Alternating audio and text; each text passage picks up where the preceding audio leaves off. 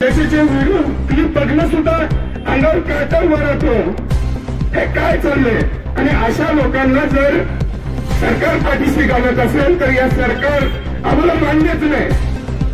आज इथं सरकारचं अभिनंदन व्हायला पाहिजे। आज पहिला दिवस आहे, दुसरा दिवस आहे, त्या ठिकाणी आपल्या सर्वांना या सरकारचा निषेध करावा लागतोय। याच्या एवढं दुर्दैवी सरकार या महाराष्ट्रात पुन्हा जन्माला येऊ नये एवढीच शिवशाहू चरणी प्रार्थना करतो आणि या दोन्ही हुतात्म्याला भावपूर्ण अशी श्रद्धांजली अर्पण करतो। जय जिजाऊ, जय शिवराय, जय भीम। जेलमध्ये मृत्यू झाला याची सखोल चौकशी व्हावी। ज्या पवार नावाच्या व्यक्तीनं संविधानाच्या प्रतिकृतीची तोडफोड केली त्याला कठोर शिक्षा मिळावी, फाशीची शिक्षा मिळावी। या संदर्भात आज संपूर्ण महाराष्ट्रामध्ये या बंदचं आयोजन केलेलं आहे। त्याचा एक भाग म्हणून डॉक्टर बाबासाहेब आंबेडकर जयंती उत्सव कमिटी सांगोला यांच्या वतीने घेण्यात आलेल्या या मोर्चाच्या निमित्तानं ज्या बाबासाहेबांच्या संविधानावरती हा संपूर्ण देश चालतो, ज्या बाबासाहेबांच्या विचारावरती संपूर्ण देशाची आर्थिक, सामाजिक, नैतिक, सांस्कृतिक उन्नती होते, त्याच बाबासाहेबांच्या संविधानाच्या प्रतिकृतीची तोडफोड होते। म्हणजे या देशामधली जातीवादी शक्ती पुन्हा एकदा तोंड वर काढू पाहते। त्याचा जाहीर निषेध करण्यासाठी, धिक्कार करण्यासाठी आणि वकिलीचं शिक्षण घेत असलेल्या सोमनाथ सूर्यवंशी नावाच्या विद्यार्थ्याचा या कोम्बिंग ऑपरेशन मध्ये मारहाणीमध्ये मृत्यू झाला।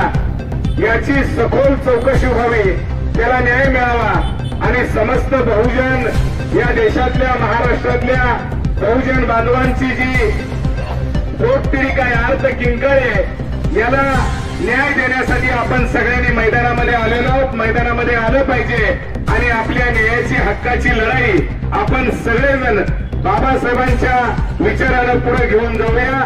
या प्रसंगी मी पुन्हा एकदा या घडलेल्या घटनेचा सकल मातंग समाजाच्या वतीनं जाहीरपणानं निषेध व्यक्त करतो, या घटनेचा धिक्कार करतो आणि आपण घडलेल्या अन्यायाच्या विरोधात वाचा फोडण्यासाठी सगळेजण कटिबद्ध राहूया अशी भावना व्यक्त करतो आणि थांबतो। जय भीम, जय लवजी। असे तो संपादन करतो।